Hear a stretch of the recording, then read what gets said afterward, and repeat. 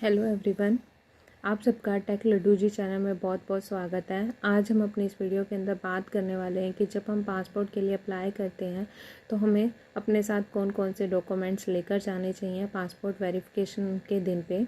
And जब आप passport office जा रहे हैं तो आपका क्या प्रोसेस रहेगा, कौन कौन से स्टेप्स रहते हैं, हम अपनी इस वीडियो में पूरे डिटेल से बात करेंगे।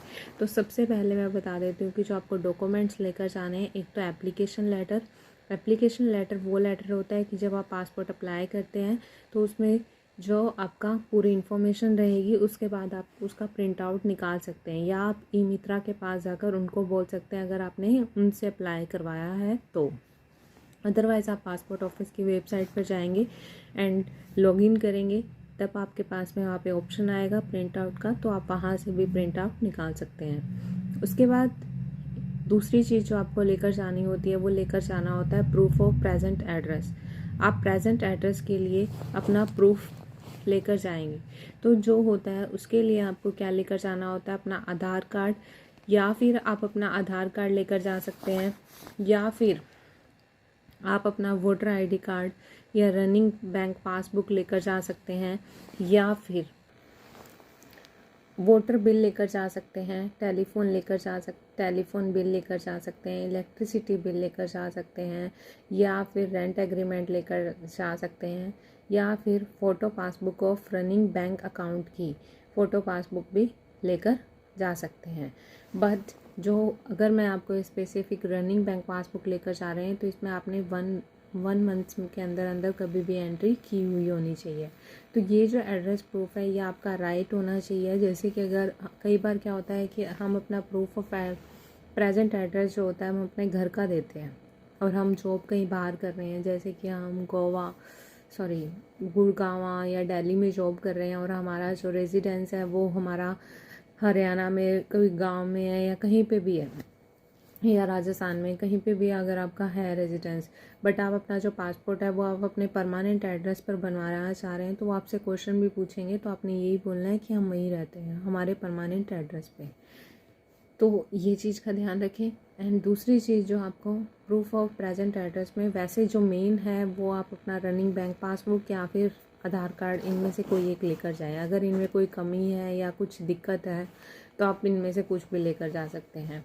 उसके बाद में हम बात करते हैं proof of date of birth. Date of birth के प्रूफ के लिए सबसे जो वैलिड होती है वो 10th की मार्कशीट होती है। अगर आप नॉन ECR पासपोर्ट बनवा रहे हैं तो आप 10th की मार्कशीट ही दें proof of date of birth के लिए, एंड नॉन ECR पासपोर्ट वो दोनों के लिए वैलिड हो जाएगी।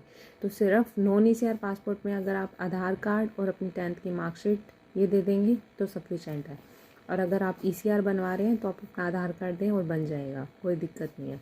बट अगर आपके पास आधार कार्ड नहीं होता है तो आपको अपना बर्थ सर्टिफिकेट देना होता है, या फिर आपका जो स्कूल लिविंग सर्टिफिकेट होता है वो दिखाना होता है। ये डॉक्यूमेंट्स होते हैं, ये मैं इसमें आपको दिखा भी रही हूँ, साथ में आपको स्क्रीन पे शो भी होते रहेंगे कि इनमें से कोई भी डॉक्यूमेंट्स आप लेकर चले जाएं। तो ये तो थे हमारे पास डॉक्यूमेंट्स रिक्वायरमेंट। अब हम बात करते हैं कि क्या प्रोसेस रहता है। देखो, अगर 2 तरीके के होते हैं, जैसे कि पासपोर्ट का जो अपॉइंटमेंट होता है वो 2 जगह पर हो सकता है, या तो पोस्ट ऑफिस में हो सकता है, या फिर जो दूसरी चीज़ होती है पासपोर्ट सेवा केंद्र में होता है। जो मेरा था वो पोस्ट ऑफिस में था। पोस्ट ऑफिस में इतना कुछ प्रोसेस नहीं होता है, सिर्फ नॉर्मल वहाँ पे 3-4 पर्सन बैठे होते हैं, वो नॉर्मल प्रोसेस रहता है। बट मेरे हस्बैंड का जो था वो पासपोर्ट सेवा केंद्र में था, तो उसमें क्या प्रोसेस रहता है वो जो होता है वो थोड़ा डिफ़िकल्ट सा आ जाता है। तो वैसे इतना कोई डिफ़िकल्ट नहीं है। सबसे पहले क्या होता है कि पासपोर्ट सेवा केंद्र में जैसे ही आप एंट्री पे जाएंगे, एंट्री गेट पर क्या होता है, एक सिक्योरिटी गार्ड बैठा होता है। सिक्योरिटी गार्ड आपका जो होता है अपॉइंटमेंट लेटर चेक करेगा, जो आप लेकर गए हैं एप्लीकेशन लेटर, उसको चेक करता है। उसमें जो डेट है वो देखेगा कि आज इसी की डेट है, और अभी इसका जो आधे घंटे पहले ही आपको एंट्री दी जाती है, उससे पहले आपको अंदर एंट्री नहीं दी जाएगी। तो आप आधे घंटे पहले ज़रूर पहुंच जाएं, वो ये चेक करेगा। उसके बाद वो क्या होता है कि सेकंड स्टेप जो होता है आपको रिसेप्शन काउंटर पे भेजा जाता है। अगर आपको दिख जाता है वो सामने ही रहता है, अदरवाइज़ आप उनसे सिक्योरिटी गार्ड से पूछ भी सकते हैं, क्योंकि कई जो होते हैं ज़्यादा ही बड़े होते हैं तो उनमें इधर उधर भी हो जाता है। तो आप रिसेप्शन काउंटर पर जाएंगे, वहाँ पर क्या होता है कि लंबी लाइन भी लगी हो सकती है, वेट भी करना पड़ सकता है। तो अगर आप वेट कर रहे हैं तो डरने की ज़रूरत नहीं है, नॉर्मल, क्योंकि कई बार डरा भी देते हैं। तो वहाँ पे आपको सिंपल क्या है कि अपनी जो एक फ़ाइल आप लेकर गए हैं, फ़ाइल में रख कर लेकर जाएं। ये सारे डॉक्यूमेंट जो मैंने बताए हैं, ये फ़ोटोकॉपी भी ज़रूर लेकर जाएं, क्योंकि वो फ़ोटोकॉपी ले लेंगे वो आपके वहाँ पर, ओरिजिनल आपको वापस दे देंगे, और उन फ़ोटोकॉपी पे साइन आपके होने चाहिए। तो जब आप वहाँ पर जाएंगे रिसेप्शन काउंटर पे, तो वो क्या करते हैं, रिसेप्शन काउंटर पे वो आपका चेक करते हैं। जो आपका एप्लीकेशन लेटर था उस पर एक बार कोड सा रहेगा, उसको वो स्कैन करेंगे, और स्कैन करते ही उनके पास सारी इन्फॉर्मेशन आ जाती है आपकी कि ये आपकी इन्फॉर्मेशंस है। वो चेक करेंगे, उसके बाद वो एक वो आपका आधार कार्ड भी चेक करते हैं कि ये दोनों चीज़ें सेम है या नहीं है।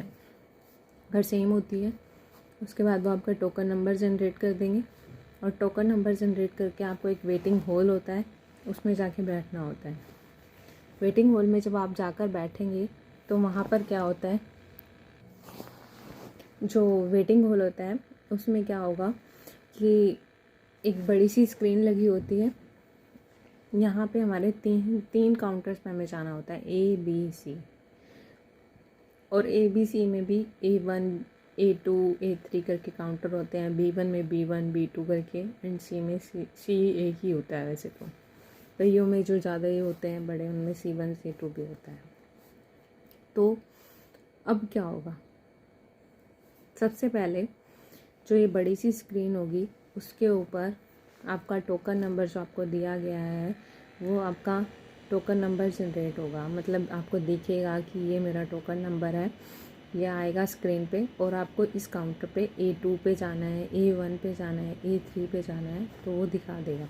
उसके बाद आप उस पर वहाँ पर जाएंगे, वहाँ पर वो आपके सारे डॉक्यूमेंट्स की फ़ोटोकॉपी लेगा और ओरिजिनल चेक करेगा। सारे डॉक्यूमेंट्स वो चेक करेगा, एंड वो खुद स्कैन भी कर लेते हैं, खुद स्कैन करते हैं वो डॉक्यूमेंट्स को, और स्कैन करके वो अपने सिस्टम में रख लेते हैं। एंड उसके बाद वो आपको एक फ़ाइल दे देंगे। उसके बाद जो आपको चेंज करवाना है वो आप यहीं पर चेंज करवाएंगे। तो ये कमेंट में काफ़ी क्वेश्चन आ रहा था लोगों का कि हम कौन से काउंटर पर चेंज करवाएंगे, तो ये आपको काउंटर A पर चेंज करवाना होता है। उसके बाद में आपका ये प्रोसेस ख़त्म हो जाता है। उसके बाद आपको जो दूसरा प्रोसेस होता है उसमें आपको जाना होता है। उसमें आपका क्या होता है, ये काउंटर A में ही चल रहा होता है अभी, वो आपको आगे भेजते हैं। उसमें क्या होता है कि आपके फ़ोटो ली जाती है, वो DSLR कैमरे से वो आपकी फ़ोटो लेते हैं, जो आपके पासपोर्ट पे फ़ोटो दिखेगी वो फ़ोटो। एंड उसके बाद में जब ये फ़ोटो आपकी हो जाती है, ये सिंपल पर्सन होते हैं, ये कुछ ज़्यादा आपसे क्वेश्चन नहीं करेंगे, सिर्फ ऐसे ही बैठे हुए होते हैं, नॉर्मल जो होते हैं, मतलब प्राइवेट जॉब जैसे हमारे जैसे, तो वो ज़्यादा आपको दिक्कत में कुछ नहीं करते। उसके बाद में आता है B काउंटर पे। उसके बाद वापस आपको वेटिंग रूम में जाके बैठना होता है। फिर वापस आपका टोकन नंबर जो है वो स्क्रीन पर शो होगा, और आपको बताया जाएगा कि B1 पर जाना है या B2 पे, तो आपकी उसके बाद उस पर जाना होता है। ये गवर्नमेंट ऑफिसर होता है, और ये चेक करता है कि जो आपके डॉक्यूमेंट्स आपने दिए हैं इनमें कुछ गलती तो नहीं है। ये चेक करेगा कि ये सारी इन्फॉर्मेशन सही है या गलत है। उसके बाद में वो चेक करता है, अगर सब कुछ सही होता है, और नॉर्मल क्वेश्चन पूछेगा, आपकी डेट ऑफ बर्थ पूछ ली, या नॉर्मल क्वेश्चन क्यों बनवा रहे हो, क्या रीज़न है, बस, और कुछ नहीं, वैसे कुछ ज़्यादा नहीं पूछते हैं। उसके बाद में आपको क्या होता है कि ये रिव्यू कर लेता है, और वो फ़ाइल खुद ही रख लेगा, आपको फ़ाइल नहीं देगा। फिर आप आ जाओगे अपना। उसके बाद आपको C पे जाना होता है। C पे वो आपका जो आपका एप्लीकेशन लेटर है वो देखेंगे, और उसके बाद वो आपको एक रिसिप्ट दे देते हैं। ये होती है एक्नॉलेजमेंट रिसिप्ट। इस पे आपकी सारी इन्फॉर्मेशन रहती है कि ये एक्सेप्ट हो चुका है, आपका वेरिफिकेशन एक्सेप्ट हो गया है, एंड आपको 2-3 दिनों में पुलिस वेरिफिकेशन के लिए कॉल आ जाएगी। ये सब कुछ इसमें मतलब रहता है कि ये एक्सेप्ट कर लिया गया है कि जो पासपोर्ट है वो वेरीफाई हो चुका है। उसके बाद में इस रिसिप्ट को आपको संभाल के रखना होता है, क्योंकि इस पर एक नंबर रहता है, उसी को ही आप बाद में ट्रैक करके देख सकते हो कि आपके पासपोर्ट की क्या इन्फॉर्मेशन रही है, ये सब कुछ, तो आप उसको संभाल कर रखें।